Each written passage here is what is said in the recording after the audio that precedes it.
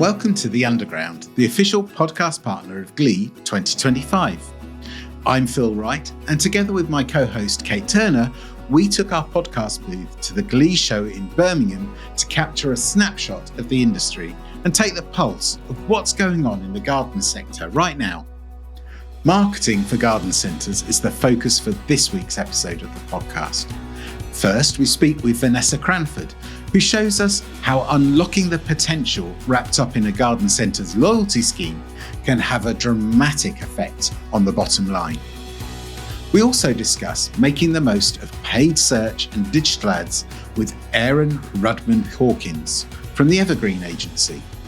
Here we are with Vanessa Cranford from Spring Marketing. Welcome, Vanessa. Good morning. Thank you. Good morning. Good to be here. Thank you. So it's fantastic to have you here with us this morning, Vanessa. Can you give us a quick intro to your agency, Spring Marketing, and just the kind of work that you do? Okay, of course. So Spring Marketing was established in 2005 when we started working with our first garden centre, Old Barn Garden Centre, which is now part of Tate's, actually. Okay. Is that in Horsham? It is. Horsham? Yes. Know it well. Yes, that was our very first. And we helped develop loyalty schemes and PR with them.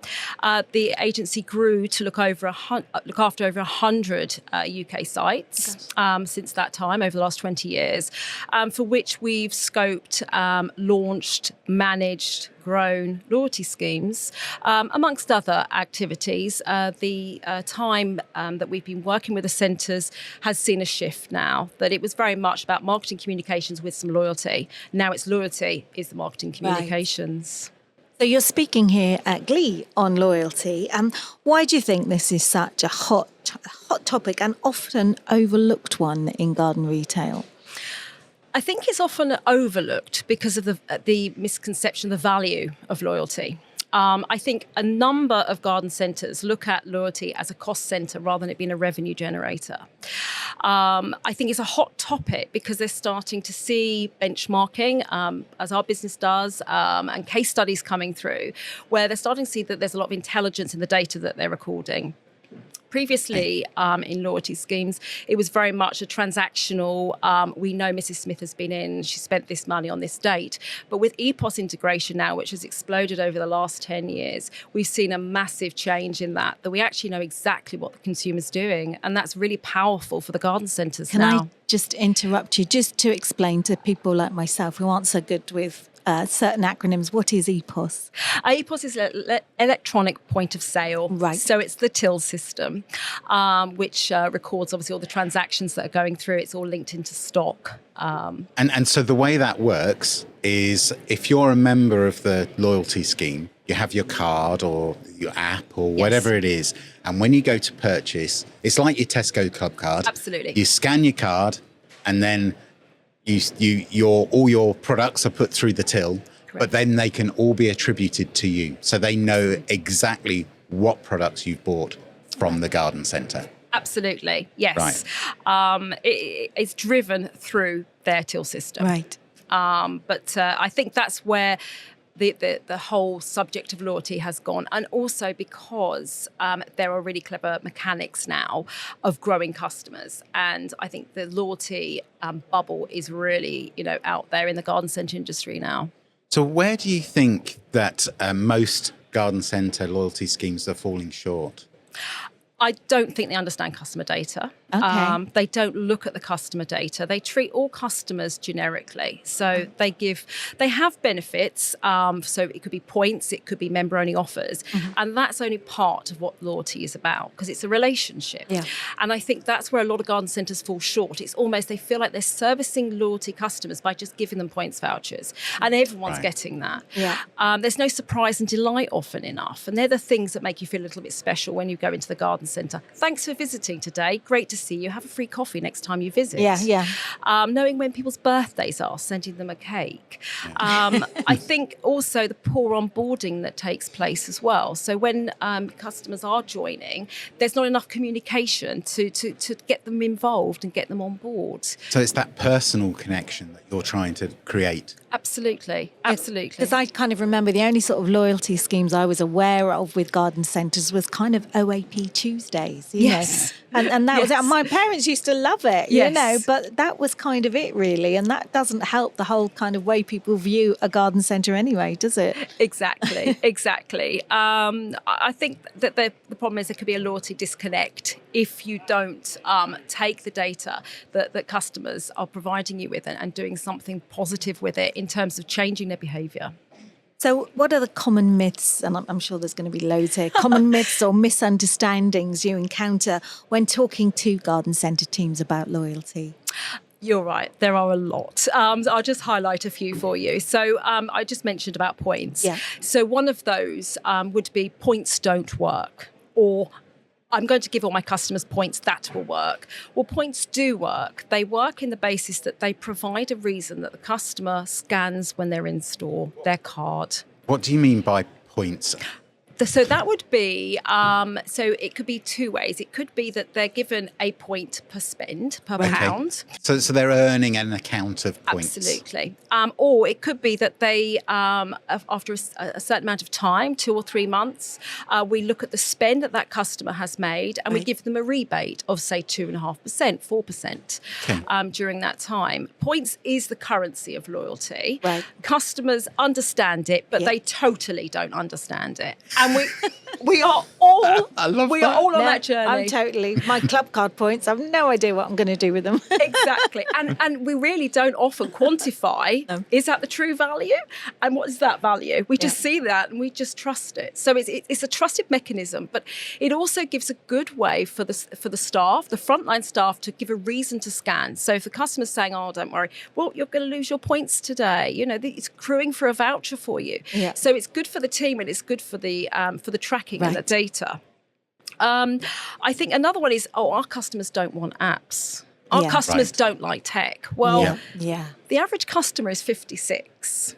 Oh, really? Okay. That's lower than I thought it was going to be. That is younger than I thought. It is getting younger. And obviously, we're also getting younger as an audience. So the 50 is the new 40, you know, a bit like 9 p.m. is the new midnight. That's true.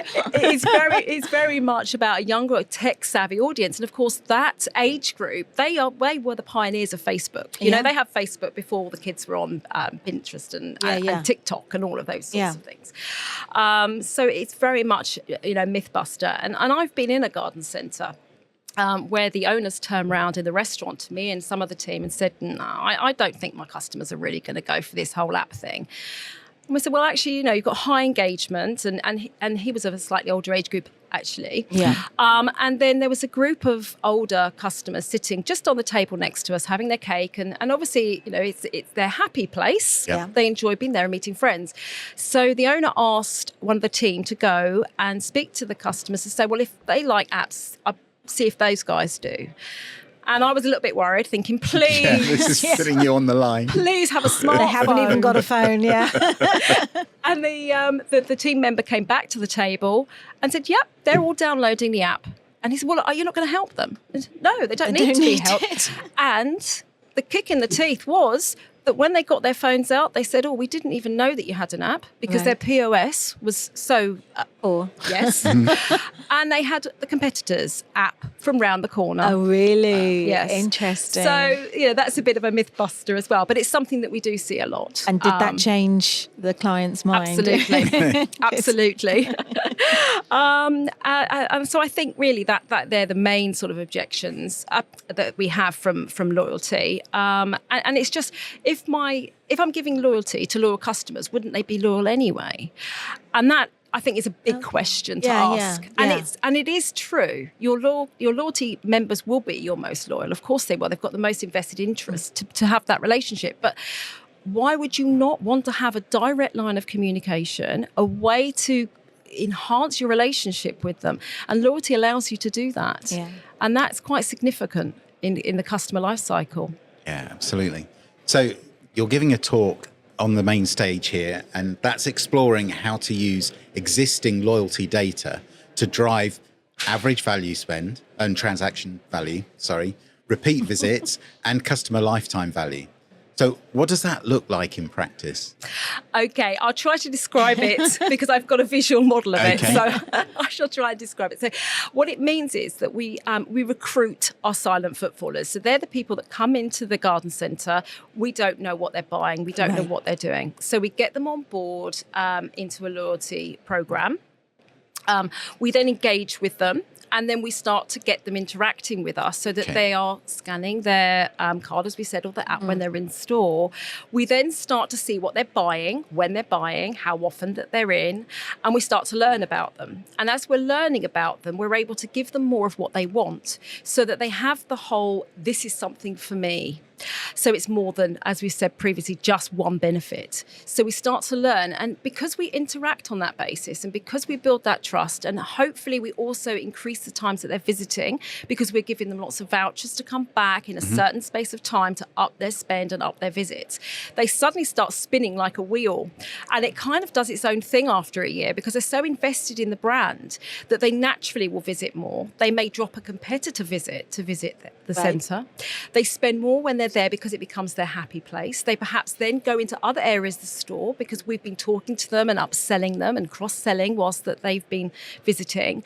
And then they tell their friends and they become advocates of the brand. Right. Okay. But I think customer lifetime value works alongside something that we have as a slogan, if you like, and that is a loyalty program is not an island off the coast of the brand. So it's very important when we build in the relationship, which customer lifetime value is a relationship. It's you understand me, you give me what I want, I enjoy being with you, I'm committed to you. But in doing that, you really have to emulate your brand as a garden centre and you have to make sure it's in tune because to build that relationship, it's all about trust.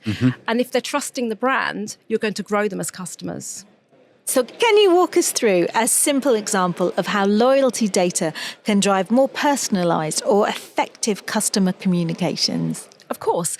So we look at it in two ways. The first one is based on what they buy. So we've got full purchase data. So we can actually talk to them in a personalised way.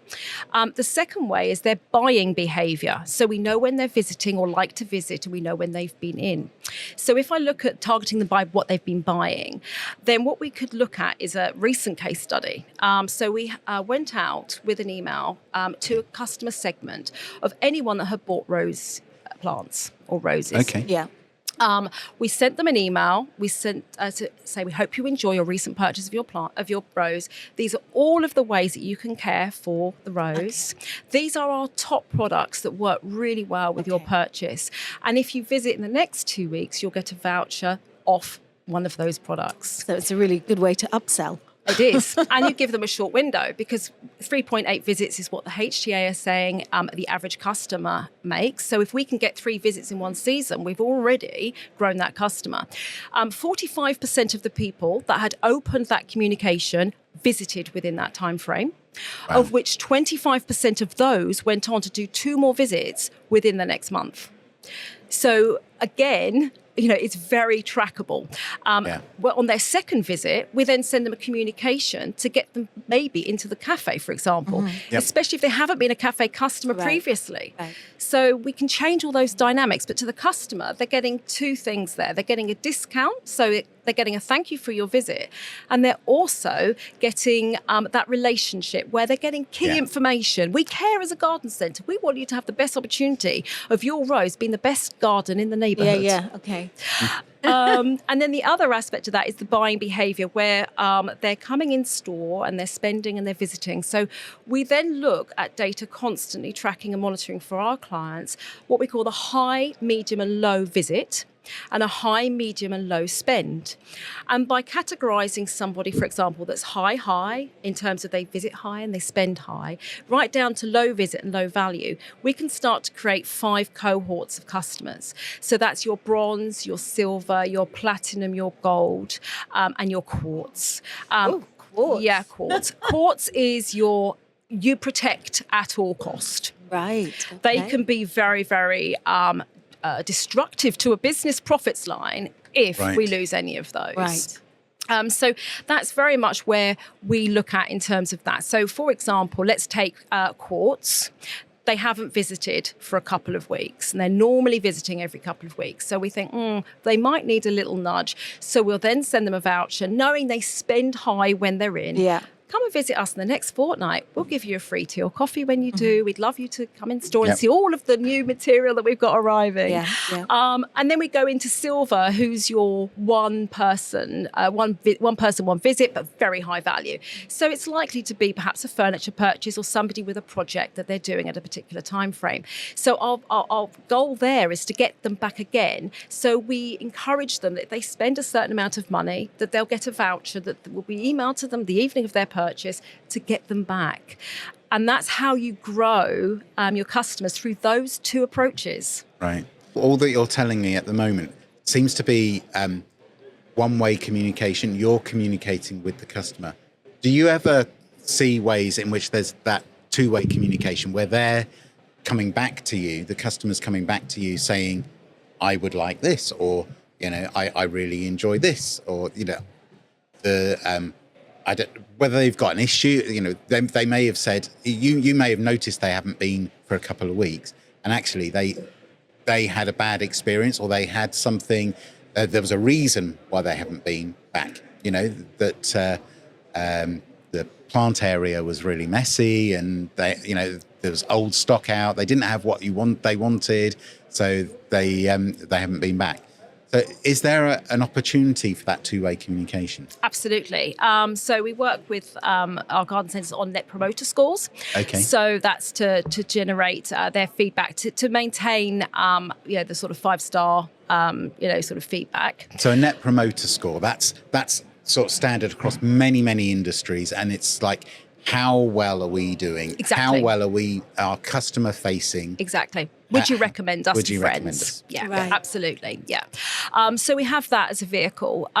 We also ask our clients to have regular meetings with their frontline staff. So we have loyalty champions within our garden centres, which will be responsible for courting the customers in terms of, have you found everything that you need today? How have you found your shop? And that is then relayed back. Obviously, if there's issues with anything to do with vouchers that are issued, and perhaps the customer says they haven't had long enough to spend it, all of that's fed back into the loyalty team, and then obviously into us as well. We also run focus groups for garden centres that we work with, and we run them at different times of day and different times of the week to obviously get a cross-section of customers, and to just make sure that the benefits that we're offering are in tune with how they're performing. So yes, it's very much about that. Something that we're pioneering at the moment through Corbyn Fellas, who offer an EPOS, that are one of our preferred suppliers that we work with for till systems, is actually when you're visiting, that you've got the opportunity of having the chance to say how many stars you would give your visit, and is there anything that you'd like to discuss about your visit today? Is there a particular member of staff that's performed particularly well? So actually using the app as a vehicle to have known they've been in, but actually asking their advice, because again, that's really important to customers, and a great question. Thank you, Phil, because it's very much about the relationship, and it's great to be able to give them a platform where they feel like they're being listened to. Exactly, yeah. So what kind of metrics or KPIs should a garden centre be tracking to understand whether their loyalty strategy is actually working? Right, good question.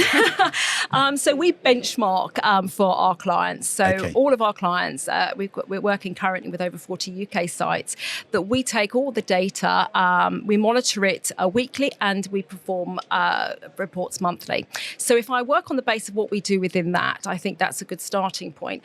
The first one is an ATV, average transactional value uplift. Right. Because loyalty to work means that our loyalty customers should spend more.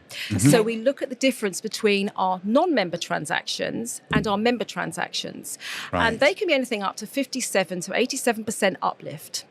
So what we do then is we look at where that is and we monitor it. So I would suggest always looking at that data monthly to see if there's been drops. Now, there will be seasonal shifts, but actually if you're monitoring on a percentage basis, you should see quite an even spread of that. The next one that we look at is your non-loyalty conversion rate. So that's the amount of customers that are coming in that are not loyalty customers that you are attracting to join your program. So that could be anything. We like it to be around 5 to 10% for our clients. clients, mainly because we got to think about the other aspect that we've got to monitor, and that's churn. Mm-hmm. And churn is the people you lose. Right, okay. And there can be many reasons for it, not always sinister, that they're upset with the brand, but that is one of them.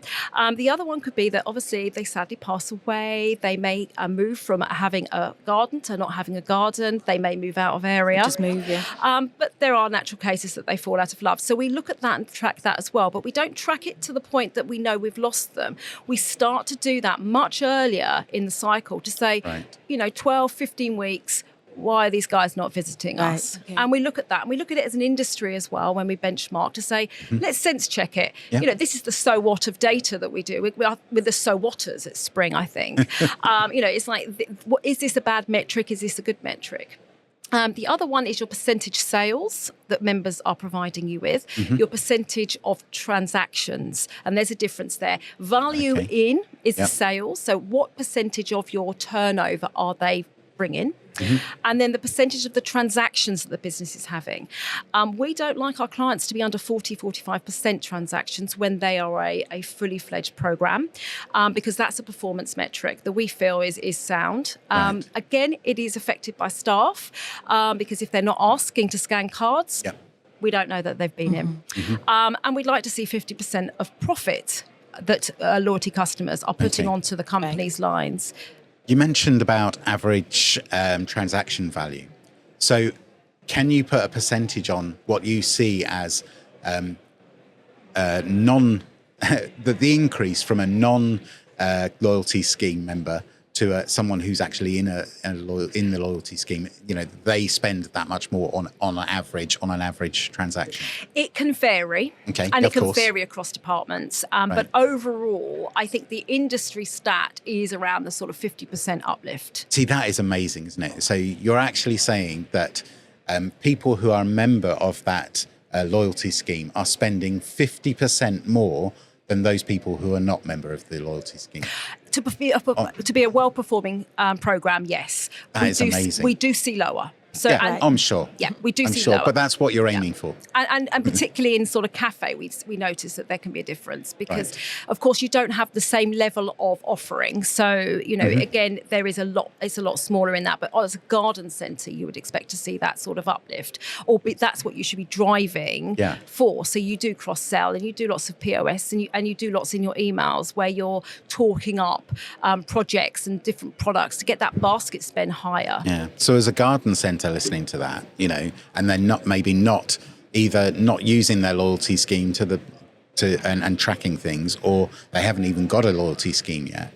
Those are the sort of things which their ears should be pricking up and going, well, why aren't we doing this? Why aren't we making more of this? So are there any brands or sectors that you think garden centres could learn from when it comes to loyalty? Yes, I think there are three. I think grocery. I think grocery for the personalisation aspect. Right. So someone like Tesco, Club Card we mentioned, they do a fantastic job of knowing what we buy and giving us vouchers.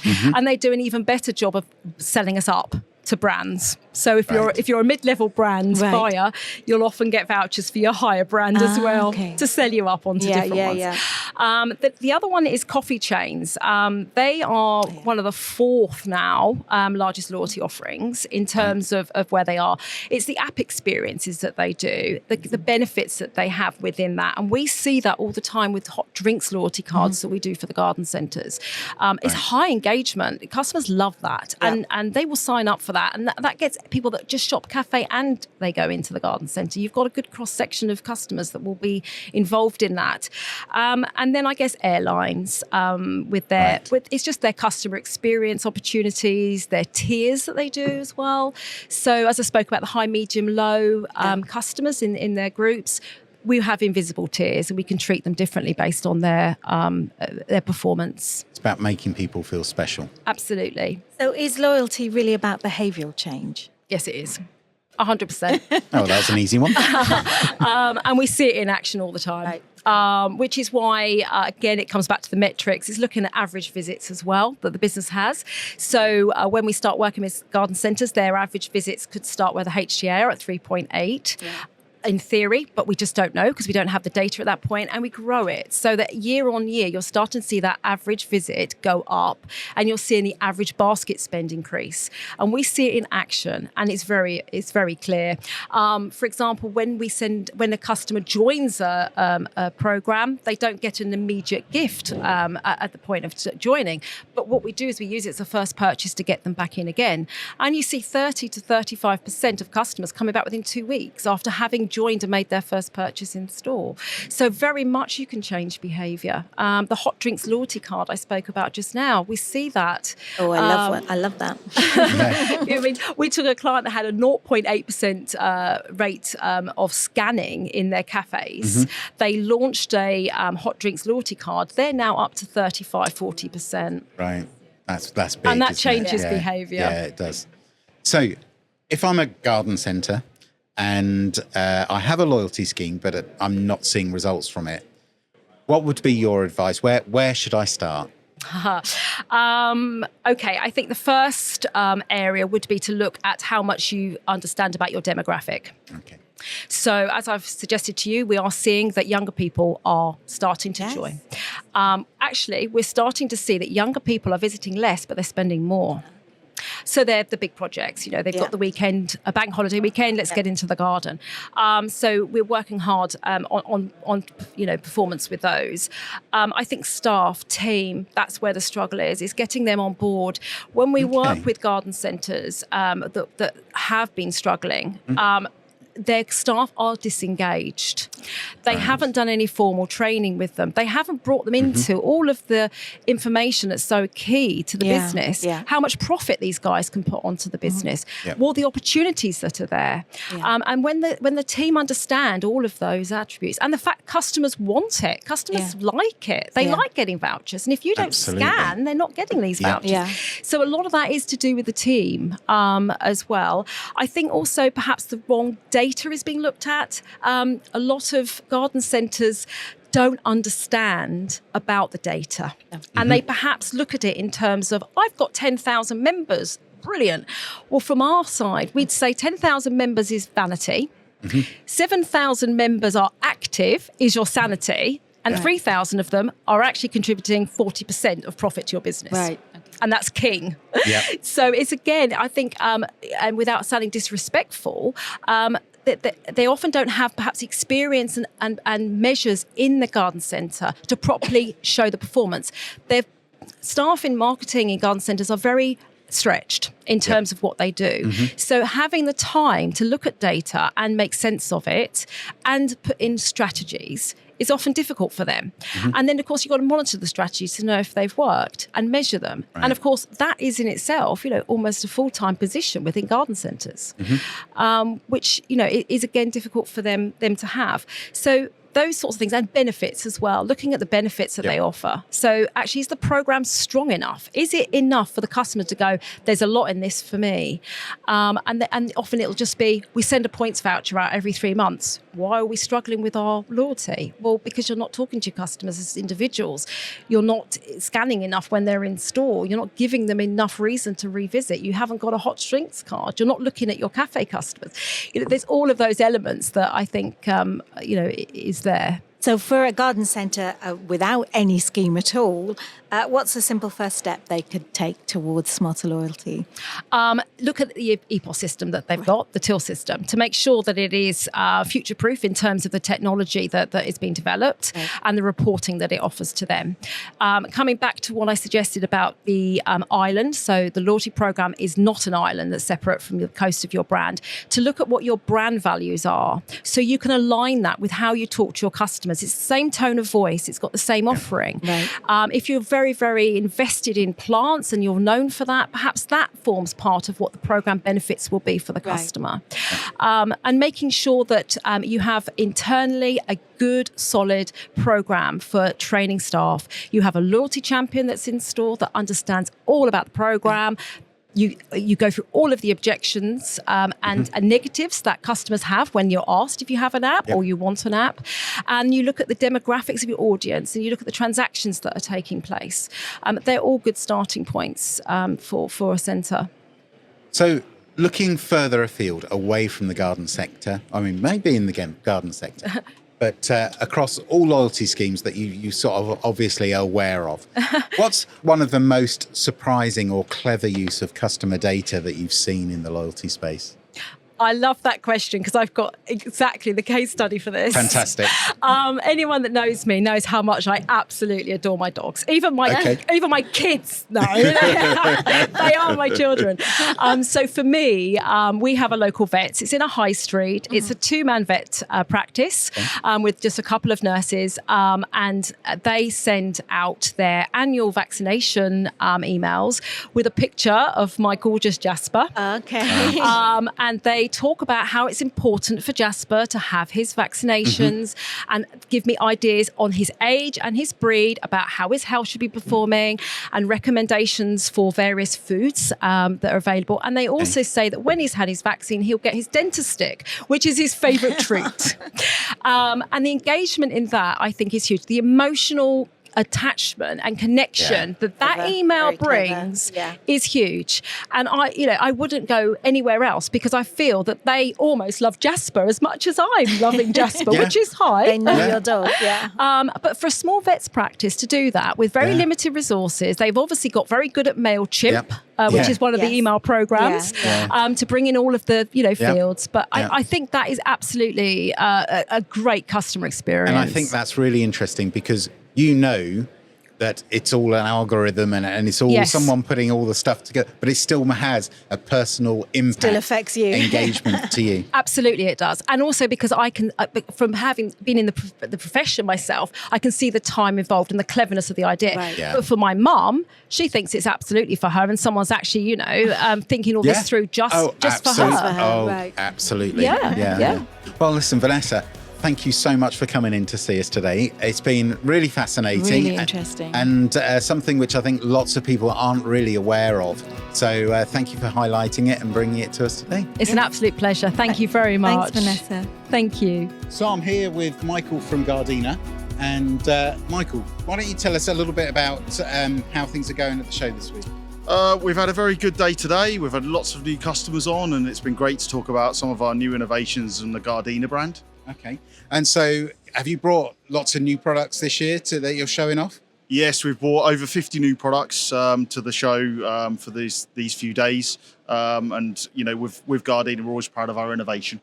Okay. So have you got any favourite products that you've just launched? Yeah, I really like our new spray guns that we have within the Gardena range. They have a 5-year guarantee. They're frost-proof, they're leak-proof, and they're made in Germany.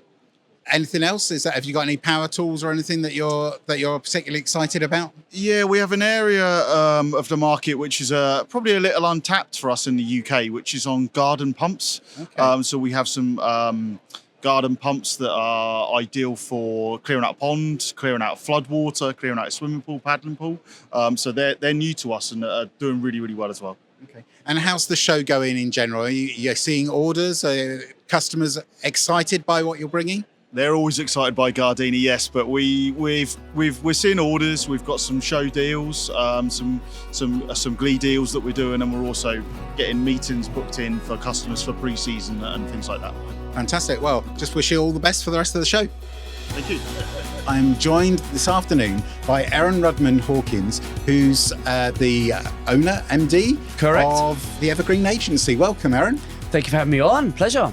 Okay, so let's start off with a nice, easy one. So, Aaron, for anyone who doesn't know the Evergreen Agency, what problems do you solve for home and garden brands? We help them get more leads and sales, primarily from their website. Well, that's nice and straightforward. So how does that work? Do you do it with ads or what? Sure. So we do a lot of ads. So we have 5 services. So we describe ourselves as a growth marketing agency. Okay. We only work with home, garden, lifestyle brands. And we have 5 services. Paid search. So think Google ads, YouTube ads, Bing ads, stuff like that. Paid social, which is more meta. So your Facebook, your Instagram ads. We have a creative studio. So that is split in half. So video and motion, and then graphics and print. And primarily that is for ads, but in addition to ads, it's all the offline stuff. And then we have email marketing as well. Okay, so what kind of products or businesses are you most effective for at the minute? We do it's a real mix. So we have a lot of products for the home. So I kind of say, if you were to take a house and a garden and turn it upside down, everything that would fall, we market. It's one way to think about it. I like that. So that's just a random way of describing it. So we do everything. We're doing more and more in the garden centre space, hence being at Glee. And we're just, helping them with generate sales leads, and then with a lot of our business, specifically garden centres, footfall.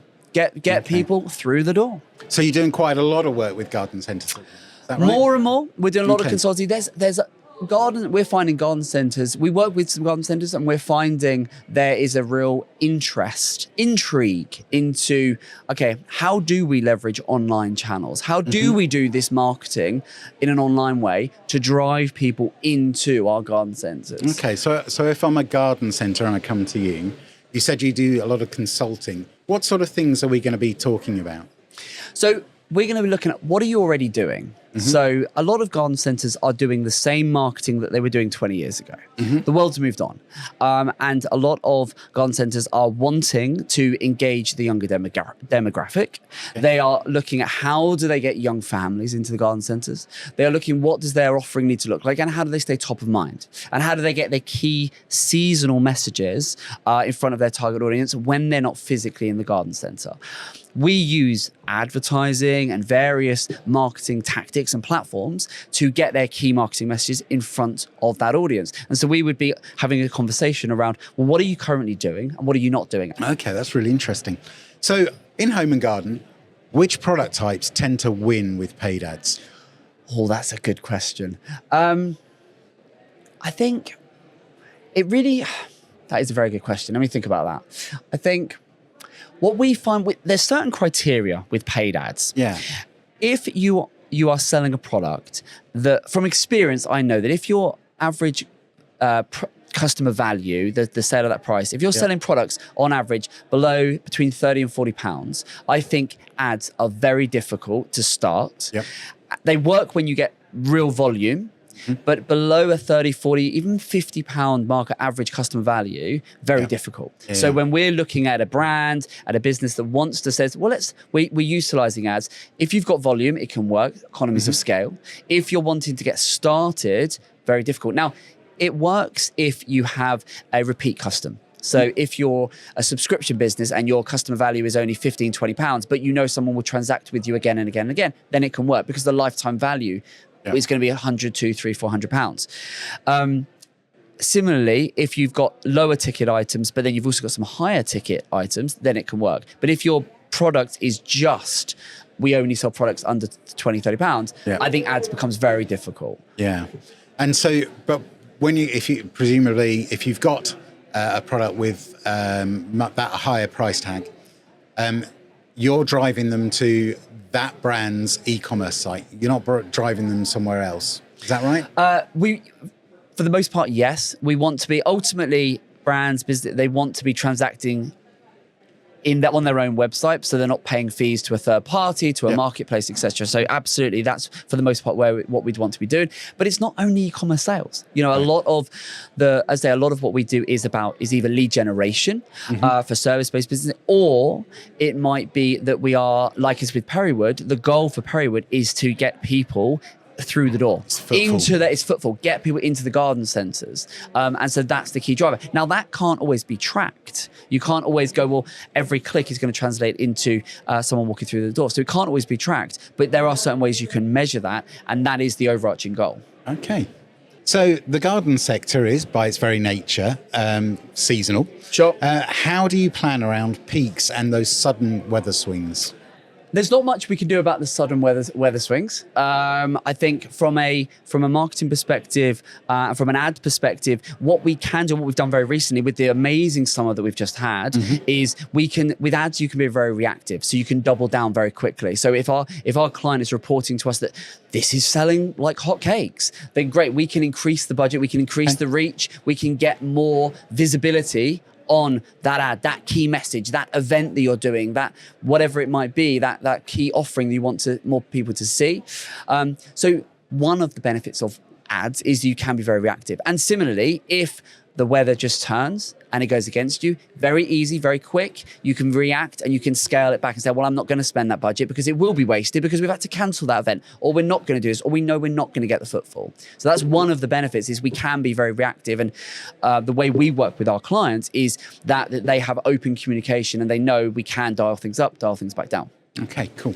So we know that with garden centres, their key demographic, or the majority of their audience, are the older generation. Sure. So what channels are you finding that convert best for them? So being able to reach that older generation that might not be quite as tech savvy as the youngsters out there. Two ways. You've got search and social. So they're the two key online drivers. By search, I mean Google, YouTube, Bing. These are search engines. We all use Google every day pretty much. And now ChatGPT, which effectively we use as a search engine as well.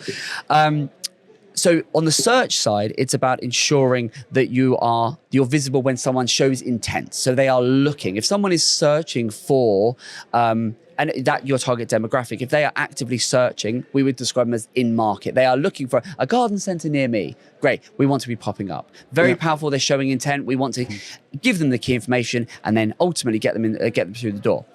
The flip side of that coin, social. By social media, what we are utilizing for that target demographic, Facebook. Okay. Instagram as well, but Facebook is the primary driver. So we use, and what we tend to do is use social to capture search to capture the intent, and then social to retarget, which essentially just means stay top of mind. We describe it as nudge marketing, because if you've searched, you said, I'm looking for a garden centre near me, what I want to do is the next day on Facebook, I want a little ad that pops up that says, hey, I know you were looking at coming to a garden centre this weekend. Did you know we've got this event going on, or we're running a little 10%, or why don't you book and come to the restaurant, or whatever it might be. Yeah, so that's the sort of freaky stalking ads that you see. They're following you around. A little bit. Okay. So if a brand isn't direct to consumer, can paid ads still work, do you think? Yes, so long as... So again, there's big differences between search and social again. So from a search perspective, the prerequisite of search working, regardless of what your product is, what your service is that you can articulate and identify how your customer searches. As long as they search for, whether it's search because they're searching for a solution to a problem or they have a need, as long as you can articulate, okay, this is how my customer searches, whether they're B2B, B2C, direct, it doesn't matter, then search potentially can work. Obviously, you need to test, experiment. With social, regardless of whether you're D2C, trade only, what that can be very powerful for is retargeting, keeping your brand, your key message, whatever that might be, top of mind. And you can get very creative with that and have it done in a way where you only show certain messages to certain audience demographics. So you can be fairly confident that only the right people are seeing that key message, and not, if you're, say, trade, not Joe Public on the street, but only that trade audience is going to see that key message, that key offer, that reason to get in touch, to reach out. Okay. So how can you ensure the effectiveness of a campaign like that? Is that measurable? If there's no purchase at the end, or nobody's clicking on something, how do you measure the effectiveness of that? It really depends on what the business is and what their goal is. There's some really creative ways that you can measure things. Okay. So, for example, we might set up, you might incentivize. So you might be running a campaign that is to drive footfall into a garden centre. And then you might incentivize it with visit this page, and maybe you click a QR code, or there's a download, or they have to input some information to get a discount code. And so whilst the goal is ultimately for them to visit in store, we're asking them to take an action, and it can even just be as simple as a page view, or a download, or a watch of something, or taking some sort of action. And ultimately, there is a point. I mean, we live in a data-driven attribution world, which essentially does mean that you cannot track every user. You are never going to be able to track and record every click. So don't try, because you will go insane. So, and do you know what I love about marketing these days? Because it can be complicated, and I think there's a real art to keeping things simple. And there's a quote, I forget who it's by, but it's from many decades ago. Is, you know, most businesses know that half of their marketing works, they just don't know which half. Yeah. And I think we've come all this way, all these technological advancements. The same's pretty much still true. You know, a lot of brands, they know the collective sum of their marketing works, but can they pinpoint, okay, that ad generated exactly this revenue and that generated this number of leads? No. And don't try, just look at it as the sum of the whole. And I think that's certainly how we do it. Okay. So, I mean, that's really interesting. And what I think that quote was that you were sharing is it was talking about actually you need to look at things as an overarching whole, and there's a marketing mix. There's a little bit of this and a little bit of that, and you're doing all these things. So imagine that I'm a garden brand, and I'm thinking, I'd quite like to get into this. It sounds interesting. What would be a sensible starting budget for me? What would be a sensible time scale for trialing it? Yeah. You know, a plan to really gain confidence that this is going to work for me. Yeah, I think a lot of people that come to us say that essentially is what's it going to cost? How long does it, take, etc. And I think I could pluck a number out of the sky and I could say it's going to take 3 months and you need to spend a minimum of £50 a day. I absolutely could say that. I think the better question and the better conversation that I try to encourage any brand that I speak to have is I say, well, what are we trying to achieve? Let's put ads to one side. Let's not talk about Google ads, because people say, we want to do some paid media. I want some ads. I say, no, you don't. You don't want ads. What you want is sales or leads. That's what you really want. So let's understand what you actually are trying to achieve. And when we then break that down and we say, okay, so we'd love to generate an extra $250,000 in the next quarter or the next year or whatever it might be. And I say, well, okay, great. Well, then we look at, okay, now we know what our North Star is. Now we know where we're going. Now let's look at how we're going to get there. Now let's take that BEAR acronym and look at, well, okay, in order to generate that extra $250,000, £500,000, £1 million of turnover that you want to achieve, how much of that needs to come from ads? How much of that is going to come from email? Is there more we can do with brand, with referral, with repeat? If that growth is solely going to come from ads, and you can say, no, we want to add $500,000 to our turnover, but it's the only dial we've got to move is ads. Then I'm going to say, okay, so we need paid media to generate an extra $500,000 to meet your overall business goals. And you say, yes. I'll say, okay. Then we look at your data and we say, so what are you doing with that? And you say, well, historically, we've only ever got our ads to do a 4 times return. And I say, okay, so on a 4 times return, if we want to do $500,000, we need to invest $125,000 into ads. We can work the calculation back. But I can say, well, let's aim to make some efficiencies and get from a 1 to 4 to a 1 to 5. So we get you a 5 times return. You've only ever got a 4, let's try and get you a 5. But even at a 5, if we want to hit $500,000 additional revenue that's only going to come from paid media, well, then we still need $100,000 to go into ads. And so that's the way we can remove a lot of the guesswork. And that's a very frequent conversation that I will have with brands. And we will work it backwards for them to understand, okay, that's what we're going to need to do. Now, it doesn't mean you have to start day one and go, okay, we're going to give you a prorated equivalent of 100,000. But we might look at it and go, well, to test the water, let's not aim for $500,000 from paid media. Let's aim for 100,000 for paid media. And so we then scale it back. But we've run the economies of scale and we know what, in order to achieve our revenue goals, what we're going to have to invest based on the previous performance. And so that's the approach we take to work it out. And that does the job of removing much of the guesswork. And it's all on that performance, really, isn't it? 100%. You're working out what the performance is. So if you've got a portfolio of products that you're wanting to advertise, okay, and you are running this process and you're sort of looking at the effectiveness of the ads and you're going, this one works really, really well. So you double down on that one. Sure.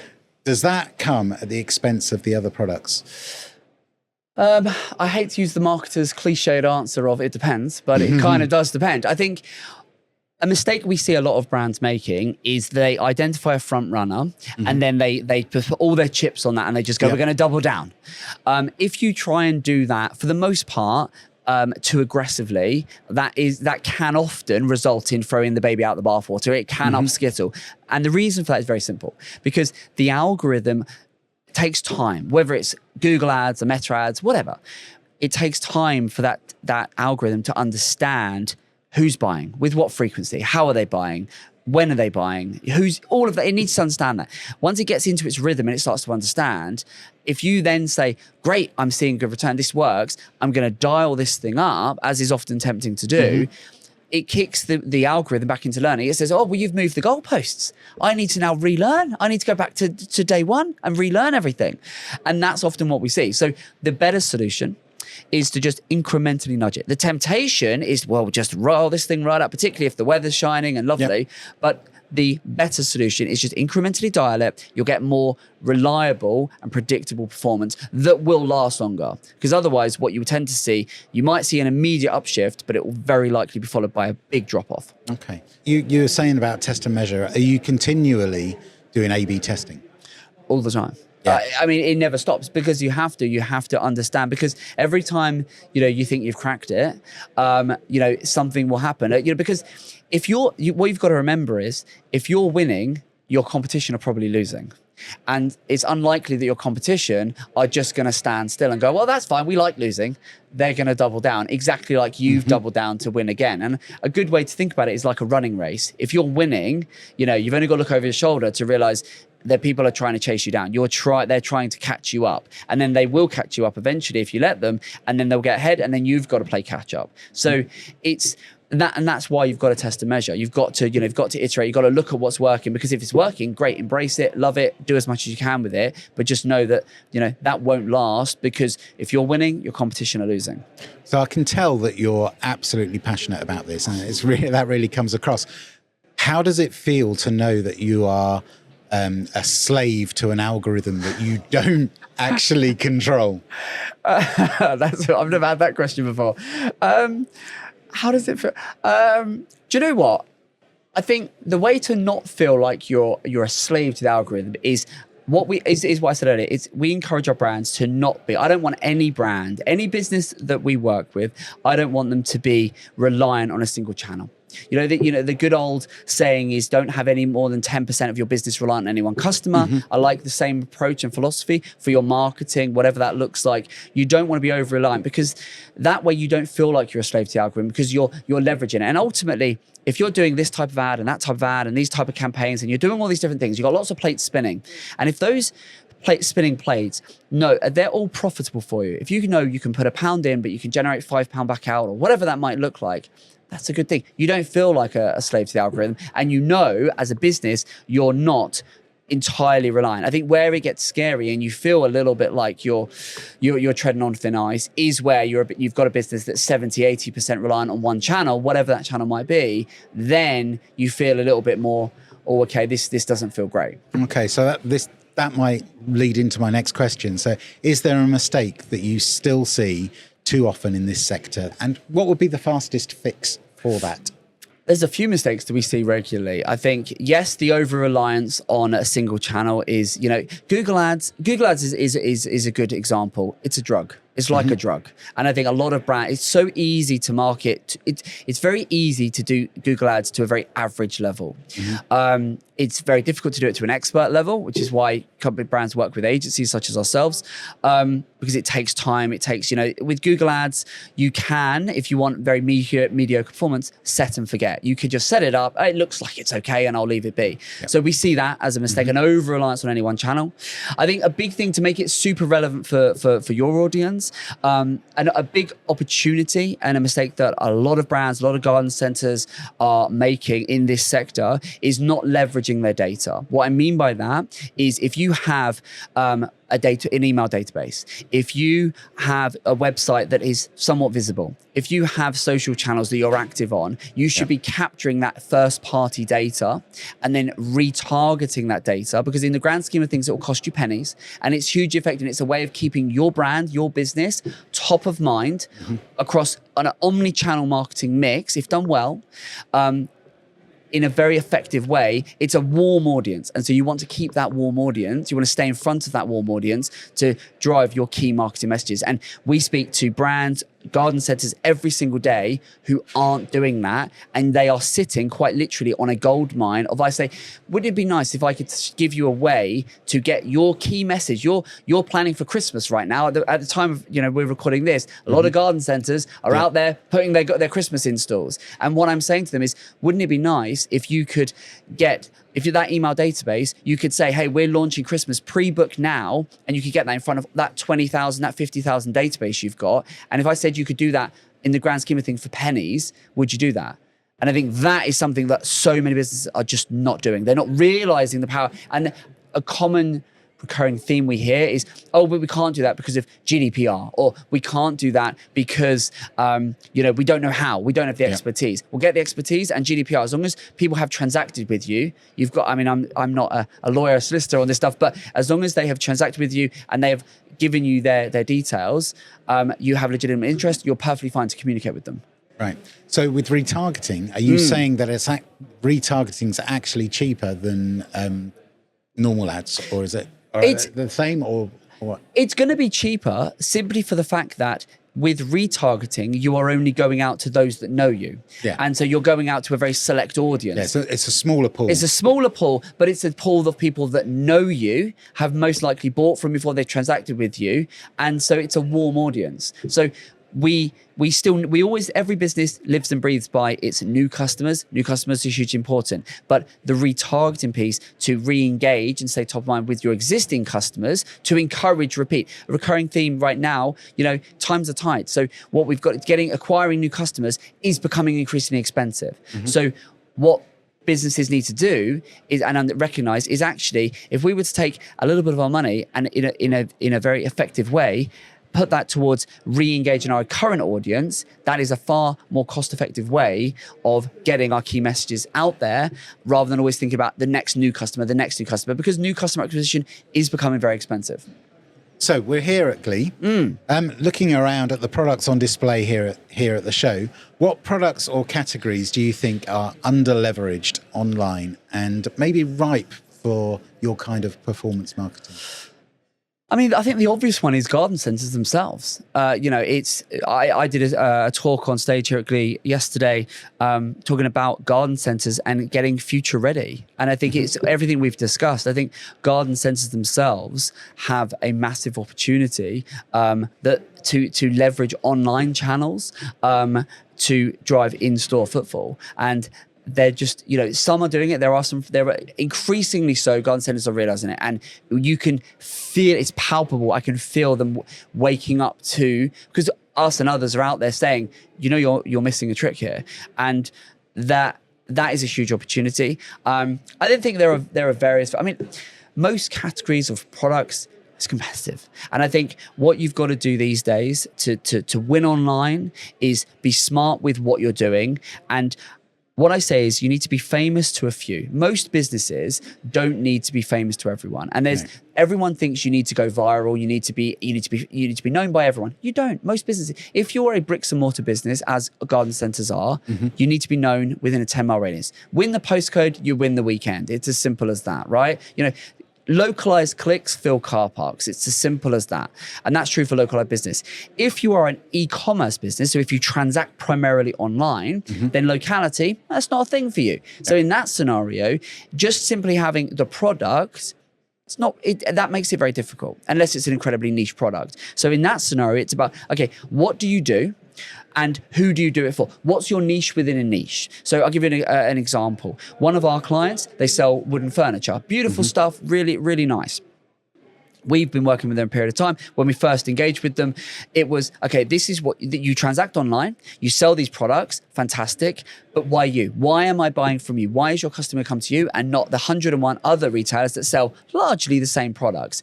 It took some digging. It took some working with them to articulate it. But essentially, they wanted to be famous and they were known, and their passion was a specific type of wood. It was mango wood. Okay. So that was their niche. So suddenly we took them from being just a furniture retailer. Now we're the leading mango wood furniture retailer. It's a niche within a niche. And so if you're e-commerce, that's how you approach it. You think, what's our product? Who's it for? And why us? If you're a local business, okay, what is it we do and where do we do it? Where are we known for providing the product or service that we do, that we have? Brilliant. Right. Well, I think that wraps it up. Thanks so much, Aaron, for coming and sharing a bit more about what Evergreen do and also your enthusiasm and passion for the subject too. Thanks very much. Thanks for having me. Please do subscribe, like, and review us on your podcast platform of choice. It only takes a moment, and it helps us to make this podcast possible. If you found the episode useful, do spread the word and share it with your colleagues. Signing up to our mailing list at theunderground.fm will mean that you'll receive insights and news all about new episodes straight to your inbox. The Underground podcast is produced by Wright O'Bara, a creative marketing agency for home and garden brands. The production at Glee doesn't happen without a team of people behind it. So my thanks goes to Matt Meehan and Katerina Albanese from the Glee team for their help and assistance. Technical production was by Paul Withers and their production assistant was Josh Wright. On-site videography was by Ben Holmes and graphic design and marketing support was by Claire Appleby. The podcast booth was constructed with the support of Toby Noyce of Extreme Graphics. And of course, my thanks goes to my brilliant co-host, Kate Turner, the Gardener Guru. Thanks for listening.